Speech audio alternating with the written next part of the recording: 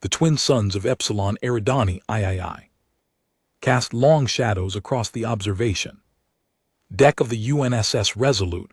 Commander Elias Vance stood by the thick glass window, his hands rested behind his back. His uniform was clean, his face was calm. Outside the window the dark sky began to change. Shapes appeared in the void. They were not human ships.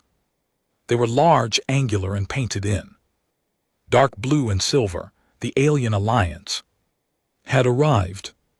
Vance did not blink. He watched as the enemy fleet moved into formation. Hundreds of ships spread across the star field. Their engines left pale blue trails. They did not fire. They did not send greetings. They simply blocked the light from the twin suns. The relay station went quiet. The crew on the bridge stopped talking. They waited for orders. A sudden chime broke the silence.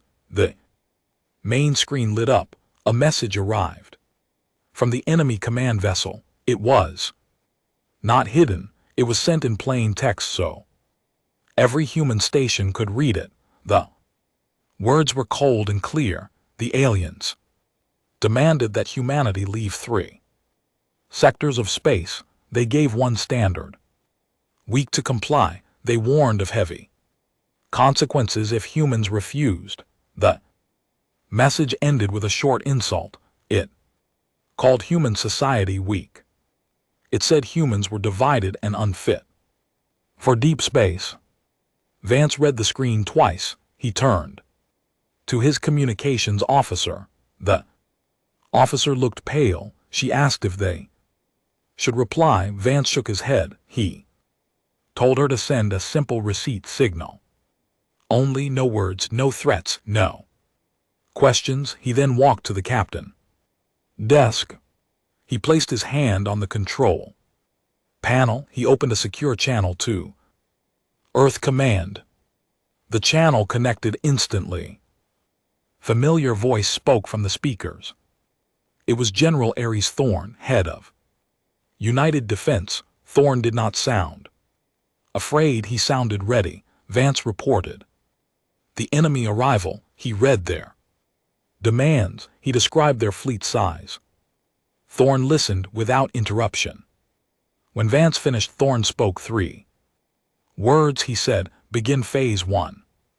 The channel closed. Vance turned back to the bridge. He gave clear orders. He told the crew to power down non-essential systems. He ordered all defensive turrets to stay hidden. He told the engineering team to reroute power to the long-range sensors. He did not raise his voice. He did not rush.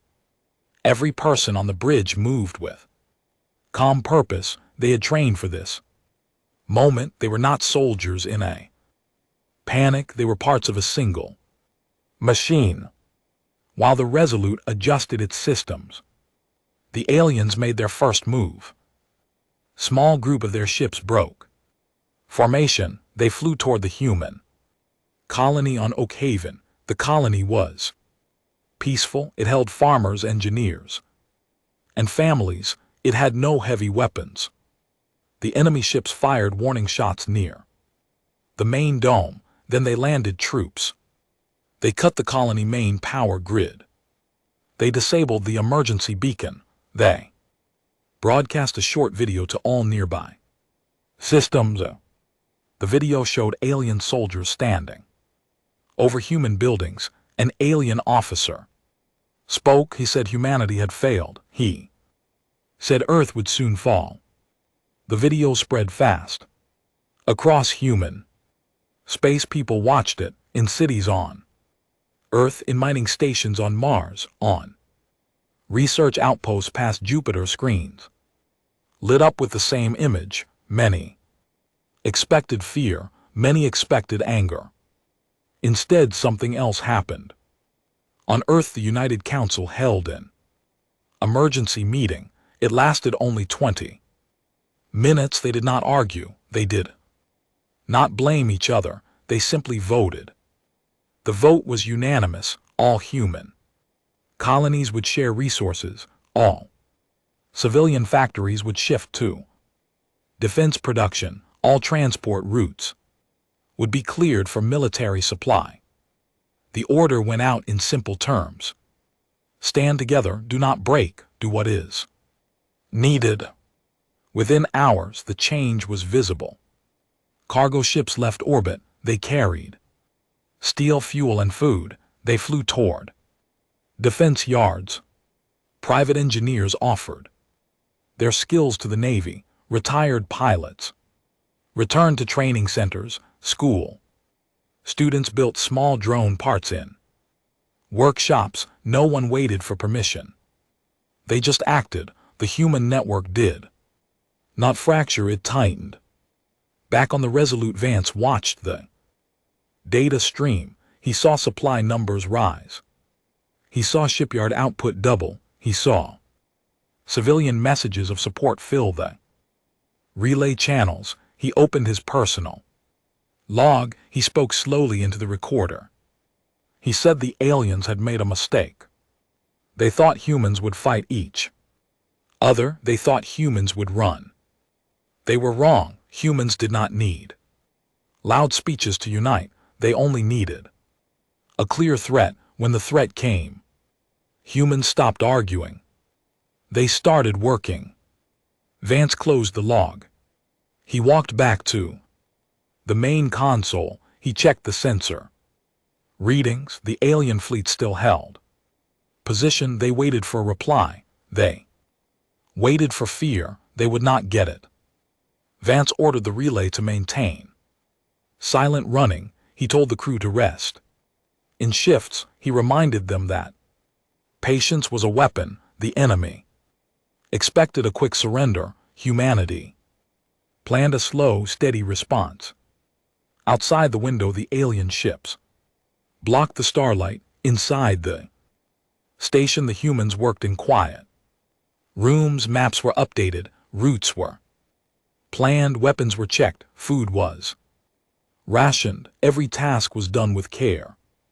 No one shouted. No one panicked. The bridge felt like a library. It felt like a machine shop. Vance stood again by the glass. He watched a human cargo vessel slip past the edge of the sensor range. It carried parts for a new defense platform. It moved slowly. It moved safely. It moved because thousands of people had built it, fueled it, and cleared its path. Vance smiled just once. It was a small smile. It held no pride. It held only certainty. The aliens had come with loud threats. They had taken a peaceful colony. They had cut the communications. They had mocked human unity. They believed force would break the human spirit. They did not understand how humans worked. Humans did not break under pressure. They organized. They shared. They built. They waited. Vance turned from the window. He walked to the center of the bridge. He gave the final order for the night. He told all stations to hold position. He told the sensor team to watch for movement. He told the comms team to listen only. Then he sat in his chair. He placed his hands on the armrests. He closed his eyes for a moment. He breathed in slowly. He breathed out slowly. The enemy waited. Humanity worked. The first day of the conflict ended without a single shot fired, but the real battle had already begun. It was not fought with missiles or lasers. It was fought with supply lines, shared goals, and quiet resolve. The aliens thought they had started a war of fear. They had actually started a test, and humanity had already passed it. Vance opened his eyes. He looked at the main screen. The alien fleet still hung in space. They were strong. They were fast. They were confident. Vance knew what would come next. The humans would not charge. They would not beg. They would simply outlast, they would simply outbuild, they would simply stay together. He tapped the console one last time. He saved the night log. He turned off the desk light. The bridge stayed dim. Crew kept working. Darkness fell over the station. The screen still glowed. The numbers still moved. The humans still held the line. And in the quiet, dark, the first lesson of the war was clear. The aliens had dared to defy humanity. They expected division. They found a single steady hand. It only waited, and waiting, Vance knew, was just another word for winning. The war did not start with a loud battle. It started with quiet orders and moving numbers. Commander Elias Vance stood in a new command room. It was deep under the surface of Earth. The walls were plain gray. The screens were large and clear. He was no longer on a ship. He was now part of Fleet Command. His job was to watch the supply lines. His job was to keep the human forces moving. He did not need to shout. He only needed to read the data. The alien fleet, called the Valen Concordance, expected a direct fight.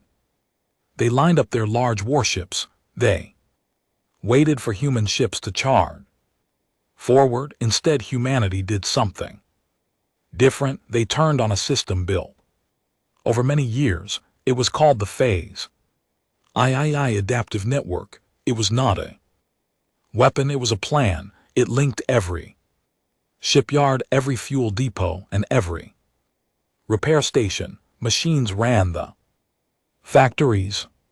Smart programs tracked every bolt, every fuel cell, every food pack. Nothing was wasted, nothing was late.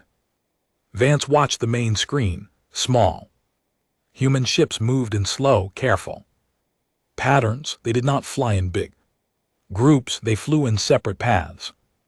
They crossed each other routes without crashing. A smart navigation system guided them. It used old space dust and gravity pulls to save fuel. It calculated safe paths faster than any pilot could. The ships looked small next to the Valen dreadnoughts, but they were never in the same place. Twice they hit supply lines. They cut communication relays. They vanished before the enemy could aim. The human engineers had been busy. They added new tools to the old ships. Some pilots wore light headgear that linked their thoughts to the ship controls. It was called neural piloting. It made the ships react in a fraction of a second. Other ships had dark gray hull plates. These plates absorbed enemy scans and heat. The enemy sensors saw empty space. The human ships were there, but hidden. Smaller drones flew ahead of the main fleet. They did not carry bombs. They carried strong electric pulses. When fired, the pulses shut down enemy guidance systems for a short time. It was not meant to kill. It was meant to confuse. While the ships moved, the human command center sent messages into space. They did not send threats. They sent facts. They caught the private radio talks between Valen commanders. They played them back on open channels. The recordings showed Valen officers asking the same questions over and over. Where are the human ships? Why do they not attack? How do they keep replacing their losses? The recordings were clear. Fear was real. Vance listened to one of the clips. The alien voice was sharp and tired. Vance turned it off. He did not smile. He only noted the time. The Valen fleet pushed forward. They entered a wide area of space called the Cygnus Gap. It was a long stretch with few stars and low gravity. It was a good place for a large fleet to gather strength, but as they moved in, their progress slowed. Their supply ships were Late, their scouts reported nothing. Their weapons had no clear targets. Human ships stayed just outside sensor range. They waited, they repaired, they refueled, they sent out drones to drop old metal scrap and false signals. The Valen fired at shadows. They wasted power. They grew tired. Vance watched the gap on the screen. Red dots showed enemy positions. Blue dots showed human positions. The blue dots never got close. They formed a loose ring around the gap. They held their place. No one gave the order to attack. No one asked for one. The snorts human forces simply existed. They were a wall of patience. The Valen expected a fight. They got silence. The silence was heavy. It pressed down on the alien command. They checked their sensors. Again, they checked their fuel. They checked their morale. All three numbers dropped. Vance walked to the center table. He placed his hands on the glass surface. Map of the sector appeared. He tapped a few points. Supply lines were green. Ship output was green. Enemy stress levels were red. He spoke to the room. His voice was low and steady. He told the staff to keep the pattern. He told them not to rush. He reminded them that speed was not the same as strength. Strength was knowing when to wait. The staff nodded. They returned to their screens. The room was quiet except for soft keyboard clicks and low hums. Far away on the lead Valen ship, the alien commanders held a meeting. Their voices were sharp. They argued about tactics. They blamed each other for the missing supplies. They ordered more scans. They ordered faster movement, but the human ships did not react. They only shifted a little. They only moved enough to stay out of range. They only kept the gap closed. The Valen realized something. The humans were not hiding. They were watching. They were learning. They were waiting for the aliens to make a mistake. Vance sat back in his chair. He thought about the old stories of war. He thought of loud charges and bright explosions. This was not that. This was a slow press. This was a machine that never stopped. The humans had not built an army to conquer. They had built a system to endure. The Valen wanted to break them with fear. Instead, the humans gave them a mirror. The mirror showed the aliens their own panic. It showed their wasted shots. It showed their thin supply lines. It showed that their loud threats meant nothing against quiet work. The days passed. The gap grew colder. The Valen ships burned more fuel just to stay in place. Their commanders sent requests for more power. Earth heard them. Earth did not answer. The human fleet stayed quiet. The factories kept running. The pilots kept resting. The engineers kept testing. Every part of the human network did its job.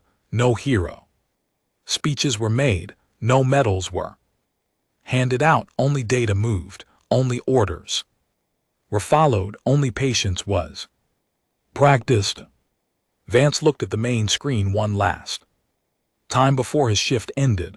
The red dots were clustered tightly. The blue dots formed a perfect circle. There was no battle yet, but the shape of the war had already changed. The aliens had come to test human weakness. They found human structure instead. They had expected a quick victory. They got a long wait. Vance stood up. He straightened his uniform. He walked to the door. He paused and looked back at the screens. The numbers were steady. The lines were clean. The humans were ready, not for a fight, for the next step. The silence in the room was not empty. It was full of purpose, and in that quiet space, the Valen fleet finally understood they were not facing Soldiers, they were facing a system, and systems do not break, they only adjust.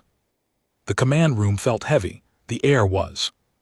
Still, the large screen showed the center of the Cygnus Gap, a single Valen ship sat there. It was much larger than the others. Its hull was dark, its engines pulsed with a slow red light. The alien commanders had stopped arguing, they had stopped waiting, they had decided to end the standoff with one big strike.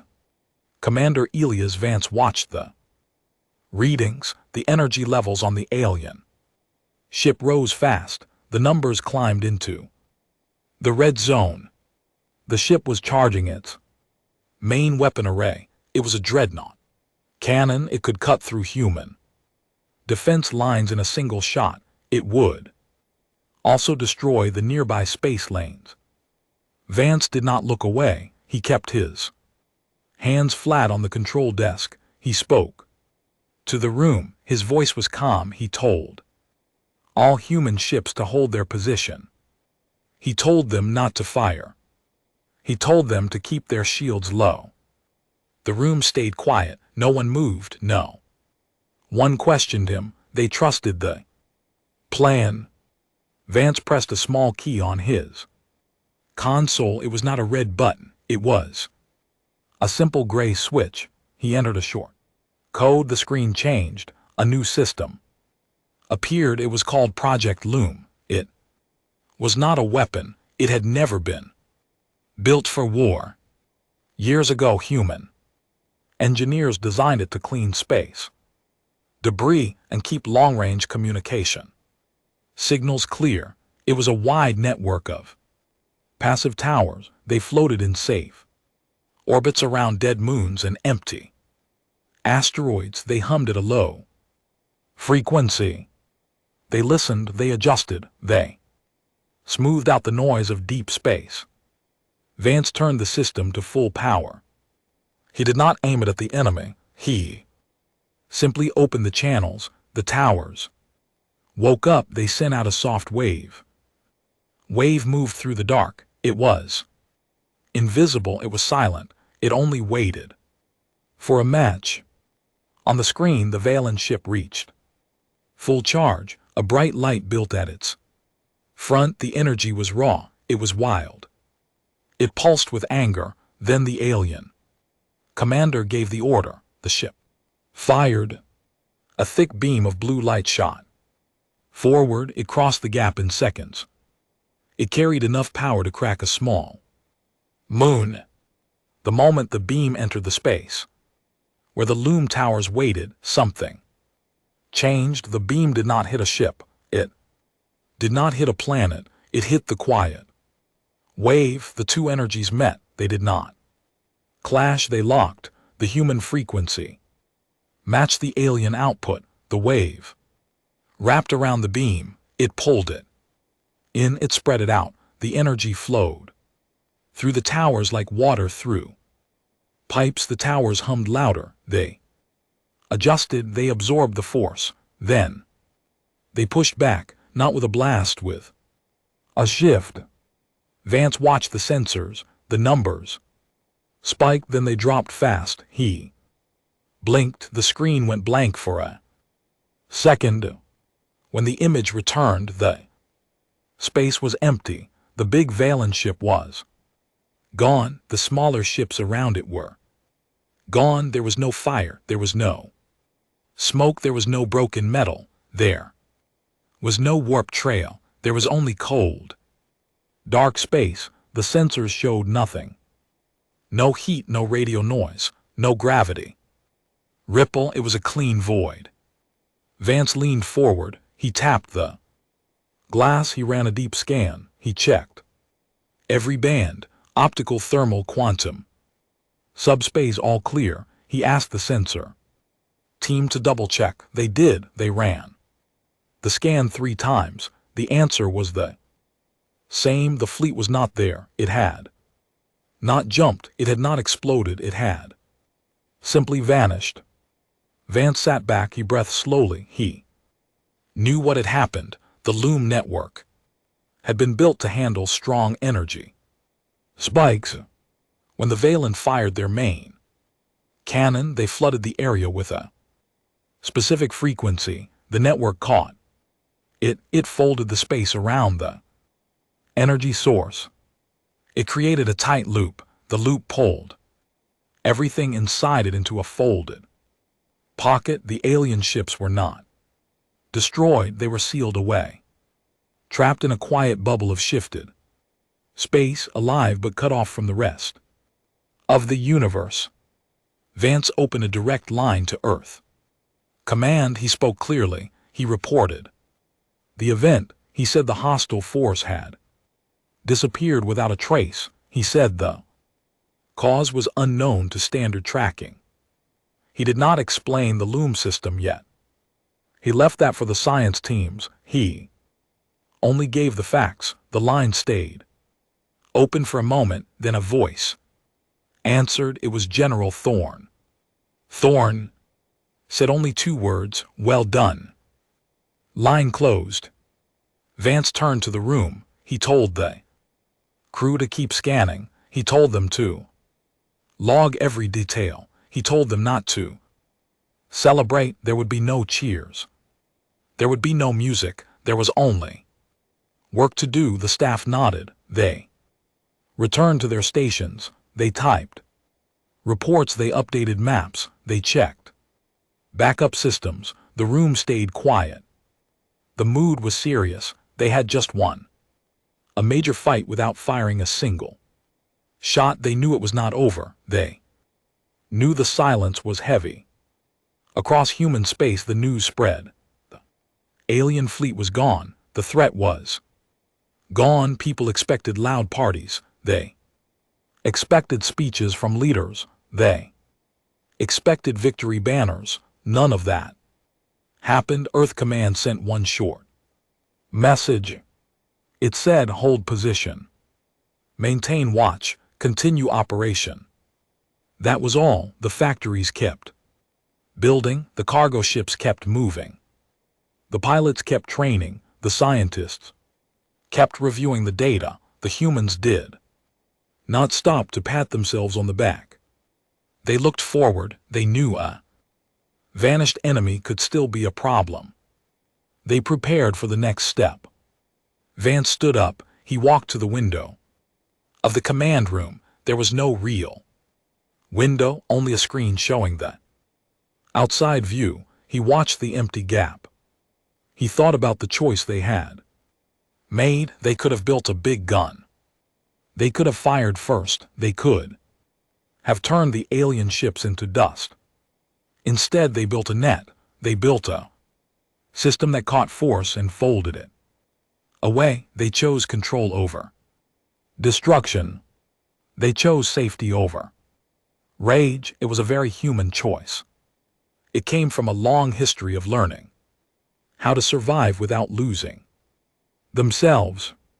He tapped his console again. He opened a blank report file. He typed the official entry. Hostile force vanished without trace. Cause under review. Recommend continued observation. No further action required at this time. He saved the file. He closed the program. He looked at the clock. His shift was over. He did not feel tired. He felt focused. The war had not ended. It had just changed shape. The enemy was gone from the board, but the board was still active. The humans would watch it. They would study it. They would wait. Outside of the command room, the base hummed with quiet activity. Workers carried data pads. Engineers checked power lines. Medics ran routine checks. Everyone moved with a steady pace. There was no rush. There was no fear. There was only duty. The aliens had brought loud weapons. They had brought threats. They had brought pride. The humans had brought patience. They had brought a simple grid. They had brought a quiet mind. The grid had done its job. The mind had kept control. Vance walked to the door. He paused one last time. He looked back at the Screens, the empty space glowed with soft blue light, the numbers stayed. Green, the lines stayed flat. The silence was complete. It was not the silence of defeat. It was the silence of a held breath. It was the silence of a species that knew how to win without breaking the world. Vance turned the key. In the door lock, he stepped into the hall. The lights were low. The floor was clean. The work continued. And in the quiet dark, the lesson was clear. They had dared to defy humanity. Humanity did not raise its voice. It simply closed the door, and the door stayed shut. Quiet after the disappearance was not empty. It was full of data. Commander Elias Vance stood in a large room filled with rows of desks and tall screens. This was the Joint Inquiry Task Force Center. The room was cold and bright. Teams of analysts, scientists, and engineers worked in steady silence. They had one clear goal: find out what happened to the Valen fleet. The official report said the enemy vanished. Vance knew better. Nothing in physics simply disappears. Energy moves, matter shifts, space bends. The answer was hiding in the noise. Vance walked between the desks. He carried a plain data pad. He stopped behind a small group of researchers. They were looking at wave patterns on a wide monitor. The lines were thin and broken. They looked like static on an old screen. Dr. Lenara Chen sat at the main desk. She was a senior physicist. Her hair was tied back. Her eyes were tired but sharp. She tapped a key. A new set of numbers appeared. She called Vance over. She pointed to the data. She said the sensors had caught something small, very small. It was a tiny change in time and space. It happened at the exact moment the alien ship fired. It lasted less than a second, but it left a mark.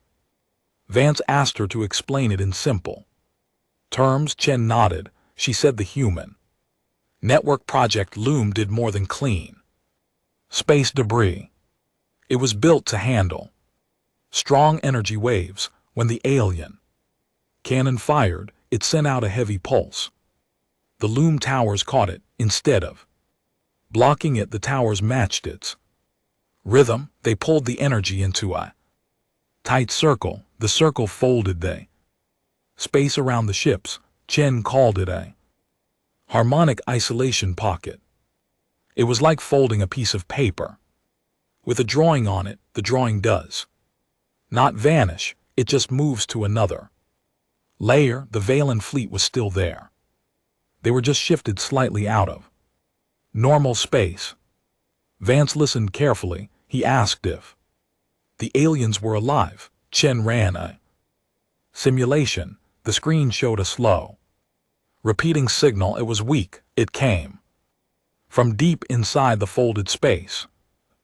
Signal matched life support patterns, breathing rhythms, power cycles. The answer was clear. They were alive. They were frozen in a quiet bubble. They could see out, but only through broken sensor reflections. They were trapped, not dead, just held. Vance left the main lab. He took a transport to an old control station on the edge of the colony. The station had been built decades ago to test the first Loom towers. It was quiet now. Dust covered the floor. The lights flickered on. As he walked in, he went to the central archive room. He pulled a heavy metal box from a shelf. Inside were the original design notes. They were written on thick paper. The ink was faded. Vance turned the pages slowly. He found the section on emergency protocols. The words were plain. If hostile energy exceeds safe limit, the grid will shift to harmonic isolation. The Snort's goal is containment, not destruction. Keep the area safe. Let the threat pass. Protect both sides. Vance read the note 3 times. He felt a heavy weight in his chest. Engineers who built the system knew what could happen. They planned for a worst-case scenario. They chose a path that would stop violence without causing more. They did not want to kill. They wanted to pause. Vance closed the box. He placed it back on the shelf. He walked to the window. The sky outside was gray. The wind moved slowly. He thought about the Valen commanders. They had come with pride. They had fired a weapon meant to break human lines. Instead, they stepped into a trap made of patience and old math. They were not destroyed. They were held. And now humanity had to decide what to do with them. He returned to Earth Command. The meeting room was large and round. A long table sat in the center. High officials sat around it, generals, diplomats, scientists, and colony leaders. Vance stood at the front. He placed his report on the table. He spoke clearly. He explained the folded space. He showed the life signs. He read the original design note. The room stayed quiet. Then the voices began. Some leaders wanted to leave the pocket closed. They said it was a safe deterrent.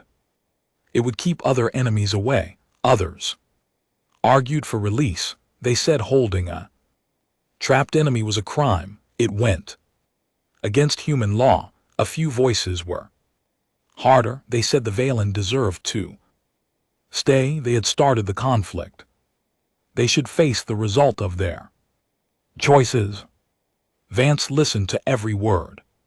He did not interrupt. He knew this was not just a military problem. It was a moral one. He had spent his life studying tactics and supply lines, but this was different. This was about what kind of species humans would become if they left the aliens trapped. They would prove the Valen right. They would show that humans were cruel. If they released them too soon, they might bring the war back. There was no perfect answer, only choices. He stepped forward. He placed his hands on the table. He spoke to the room. He said the Valen were not ghosts. They were people. They made a mistake. They acted on fear and pride. Humans had made those mistakes too. He said the loom system was built to hold, not to hurt. It was a mirror. It showed what humanity could do when it chose control over rage. He told them they had a chance to set a new standard. They could show the galaxy that humans do not win by breaking enemies. They win by ending the fight. He asked for time. He asked for a careful plan. He asked for patience one more time. Officials looked at each other. They read the report. They checked the data.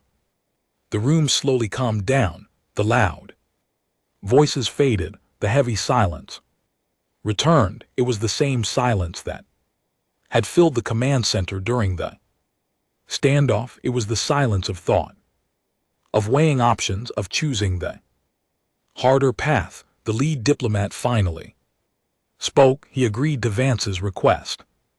They would not leave the aliens trapped. They would not release them blindly. They would build a bridge. They would send a message. They would offer a choice. Vance left the room. He walked down the long hall. The lights were soft. The floor echoed with his steps. He felt tired but clear. The discovery had changed everything. The war was not over, but the nature of it had shifted. Humanity was no longer defending.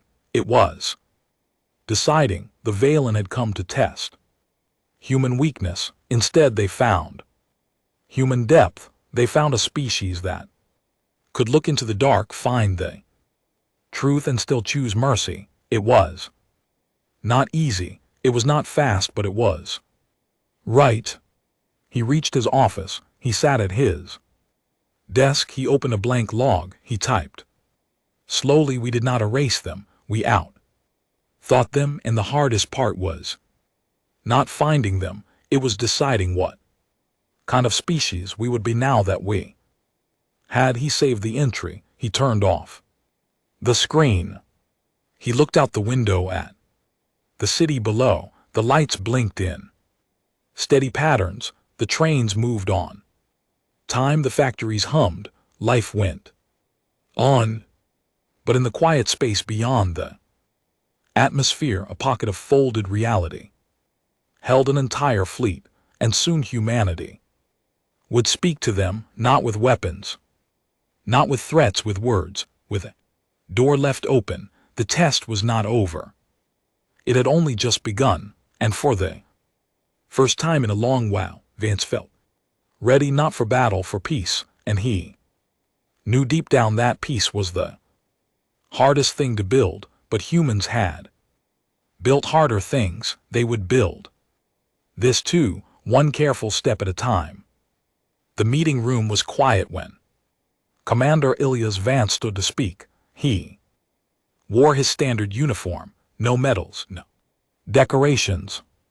He placed a single data file on the table. He told the council that locking the Valen fleet away forever would be a mistake. He said it would turn humanity into what the aliens feared. He argued that true strength was not in holding power over others, it was in knowing when to let go. He proposed a simple plan: send one clear message, give them a way out, let them choose. The council listened.